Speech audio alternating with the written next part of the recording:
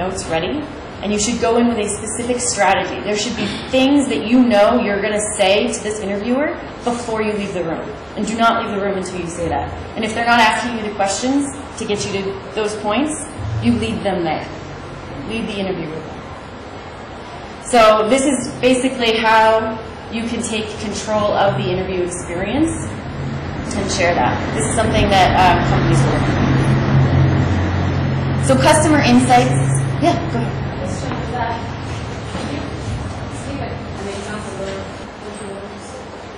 Yes, I have. And I have some very specific examples on that in a few slides. But so, say for example, why do you want to work here?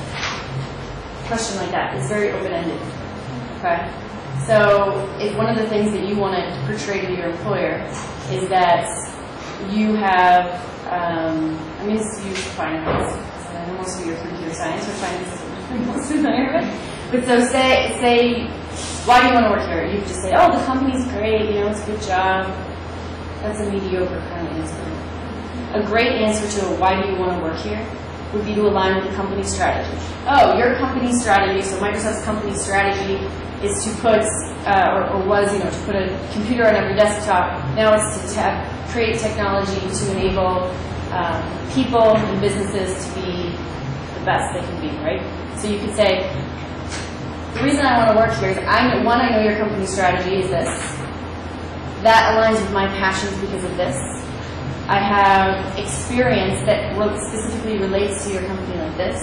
So it's just any of those open-ended questions, you can pull out the things that you want to do. And how we pick those pieces that we want to portray is right from the job description. So if you take the job descriptions that you learned today, that you heard today from the teams, and this is where when we practice interviewing and going to those teams, it's important, because they mentioned the things that they are looking for. We're looking for passion for technology and technology expertise, right?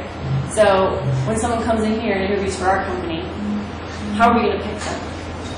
We're going to pick the people that can articulate that they have passion for technology. And it's not just coming in here and saying, I'm passionate about technology. What's more impressive? I'm passionate about technology.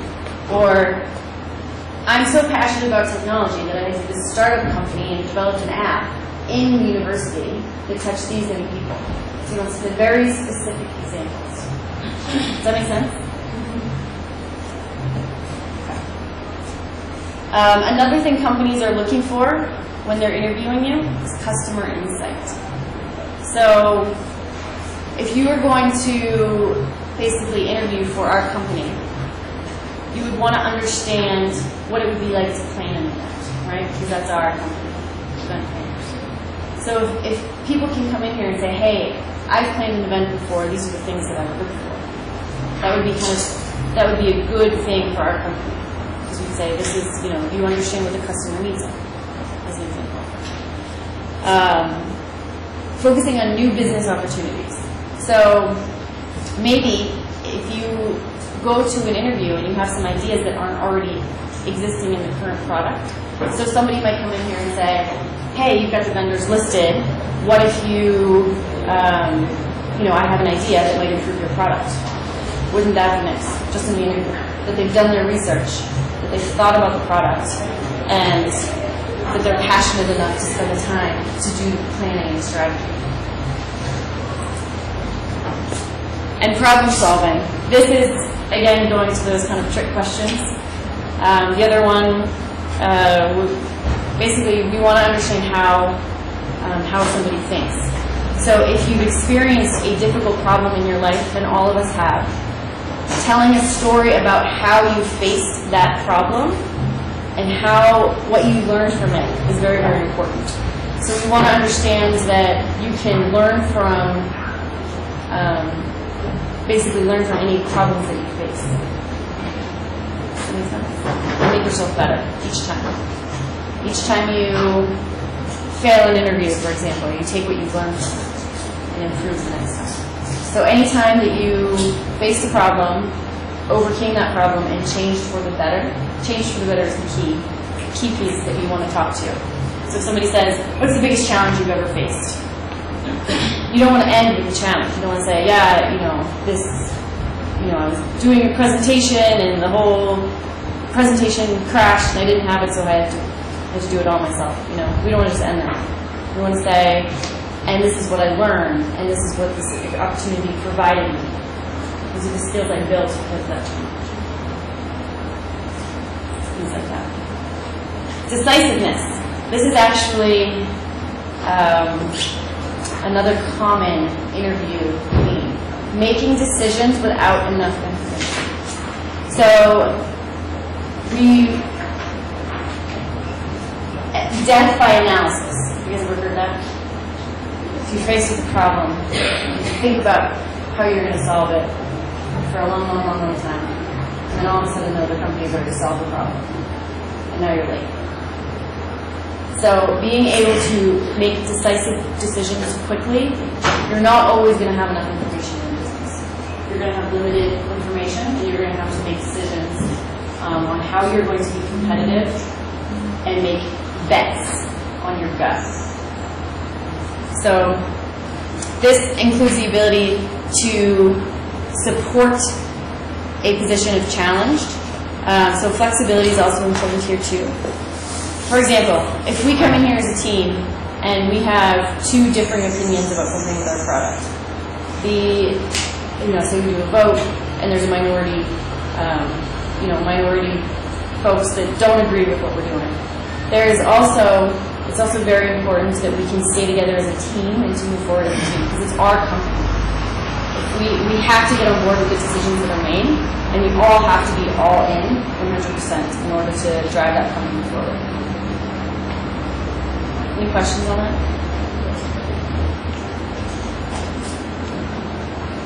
And that, oh yeah, go ahead. Like in that scenario, you have created what you want to create getting everyone on board, you have to very If you have a different opinion? and you still have to work as a team. Yes. So, I think it's having faith in your team. You should have faith in the company that you're working for and have faith in the decisions that were made collectively, right? And if you don't, it's important to speak up. It's important that you get your opinion voiced so that if you could bring to light new challenges, it could change the decision, and it's important to speak up. Does that answer your question?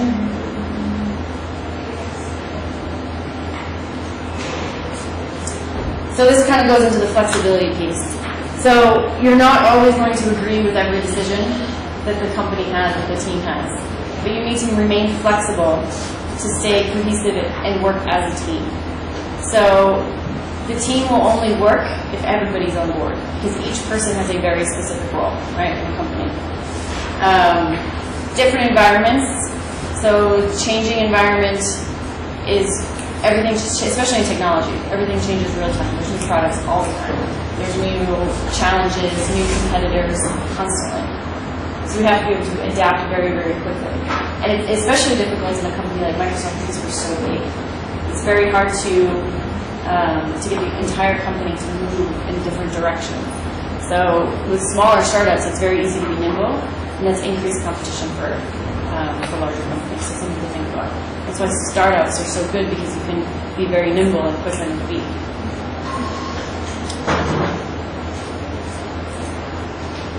So that is about the kind of overall what companies are looking for. I went through that pretty quickly.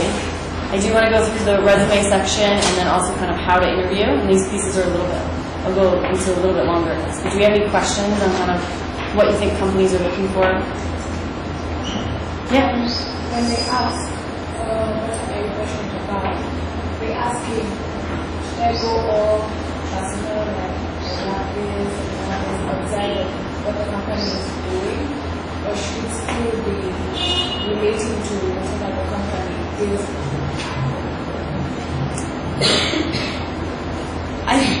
I think I'm going to move to a different section, because that's a really good question, and I've got a bunch of slides on that. So I think I'm going to skip ahead a little. Honest about your experiences. Maybe you don't have as much experience as you would like to have, and that makes you a little bit nervous when you go into the interview. So which one do you do? The answer is yes, you do both. Okay? So we need to be completely honest while still selling ourselves as the most outstanding candidate. And there's strategies to do that, and that's what the purpose of this presentation is. I'm going to teach you how to do that. It's a two-step process. One, you need to identify your skills, your experiences, and your personal characteristics that would be attractive to an employer. And you all have them, or you wouldn't be sitting in this room. So you have those. So you've got to think about what they are and learn how to articulate them. So yeah, the second piece is learn how to articulate these qualities to the interview in the process of the questions in the language they understand. So those are the two-step process. Okay. This slide basically shows the interviewer's agenda and the student's agenda. So for the student's agenda, when you go for an interview, what are some of the things that you're thinking about the job?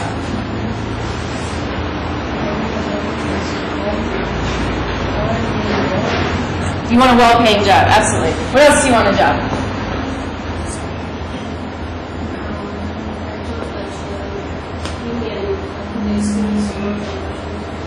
A good experience, yes. Maybe somebody that will train you. Spend the time doing that. What were you going to say? Yes, a good learning environment. Okay. From an interviewer's perspective, these are some of the things they're thinking. Does this person have the relevant skills that I need? Will they be worth the time investment to train? Because anytime we hire somebody new, it takes a few months before they start delivering. We call it, it's the ramp-up period. We have to teach this person how to perform and how to integrate with our company before we get some ROI out of that person. That takes time. I think with Microsoft, it's at 6 months is kind of our average before they start delivering back. Are they going to work their way up, or are they entitled? Do they come and they sit down and say, well, I will only do certain tasks. I'm above those menial tasks. This is what I do. Or are they willing to work their way up? Will they free up time for me? So this is a big one, right? We're hiring somebody because there's a lot of work to do, and right now we don't have enough people to do it. So are they going to be able to take this and free up the time, or are they going to be asking me questions all the time? Do they need hand-holding? And then very, very important is soft skills. Do they have the soft skills necessary? So soft skills, things like communication, being able to present, being able to relate to the team, those are kind of the softer skills. What do you guys notice about these two agendas? Very different, okay? So when you go into an interview, you forget this agenda. Okay? If you communicate to them based on this agenda, they're not going to match. You're not going to reach the interviewer. It's not the language they understand. There's a phrase that you might be familiar with. If you speak to a person in a language they understand, you reach their head. And if you speak to them in their own language, you reach their heart. So you've got to reach this interviewer. You need to focus on your audience. So focus on your audience's agenda. I'm going to say, I'm the best person for your agenda. I'm going to meet these needs for you. That's your goal. How do you do this? What's the strategy? So if you have the best grades, and I think this was something that was discussed this morning too. It was actually really good.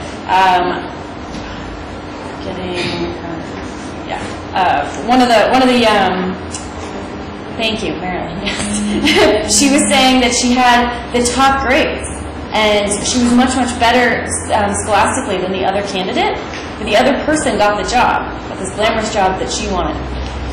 So you might have excellent grades, terrific skills, and a great attitude, but if you can't convey that in the interview process, you need to convey that you are the best person for this specific job, not that you were the best in your class. And this is what I was saying before. Go to any job interview with a solid strategy featuring 3 to 4 things that you want to tell them. And you can't just say it. You can't just say, I'm really good at communication. You've got to have a story to back it up. A specific story that proves that you're good at communication. And we're going to get into that too. So tell me about yourself. This is kind of what we were talking about a little bit earlier. I've got 3 answers here, and they're in your packet too. So I know there's a lot of words on these slides. So Brad, I okay just to read at you, but basically a mediocre answer, tell me about yourself. Well, I live in Brookfield and I'm an accounting major and I like sports. Okay, mediocre answer. Nobody, that's very, very, broad. An ordinary answer is, hey, I'm a really hard worker and I've got great grades. I expect a lot from myself and I'm going to do great at your company. Okay? It's good, it shows enthusiasm, but it's not great, it doesn't prove anything. It doesn't prove, it just proves that you know how to sell. An extraordinary answer would be something like, working in public accounting is my objective. I have excellent grades in my classes and a great deal of bookkeeping experience in my part-time or volunteers. I understand you guys have to volunteer a lot. Volunteering jobs. That this helped finance my education. My part-time jobs financed my education.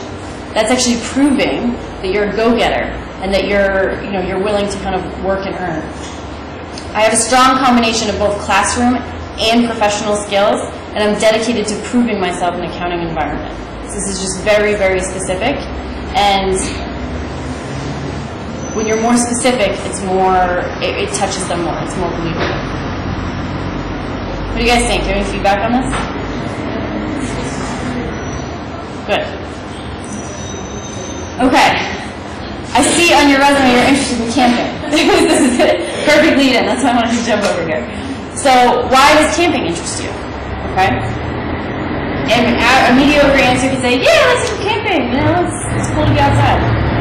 That's very mediocre. That's not taking advantage of the opportunity this question is put in front of you. An ordinary answer would be something like, yes, I try to go as often as I can. It clears my head, so I have a strong start on Monday with a good focus. Again, it's just being a hard worker. That's kind of the basic. When you go into a job, you want to prove that you're a hard worker. Everybody does. An extraordinary answer would be very specific. So relate camping to the skills needed in this job. How do you do that? Okay. Besides being a relaxing way to recharge my batteries, camping is enjoyable because it requires a combination of characteristics: resourcefulness, good judgment, planning, stamina, thinking on your feet. Some trips can be quite challenging, and I like to challenge myself. And if you want to be even more specific, you can even tell a story about a time you went camping and you overcame a challenge. I'm not a camper, so I'm not. Maybe there was a flashlight went out, bears in the woods. I don't know.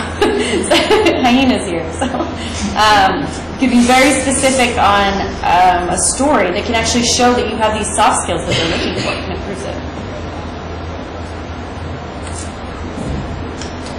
Why should we hire you for this job? This is the biggest question. Every single question you're asked is this question in different ways. So if you get asked this question, this is a golden opportunity, and that's why there's a lot of chance to win.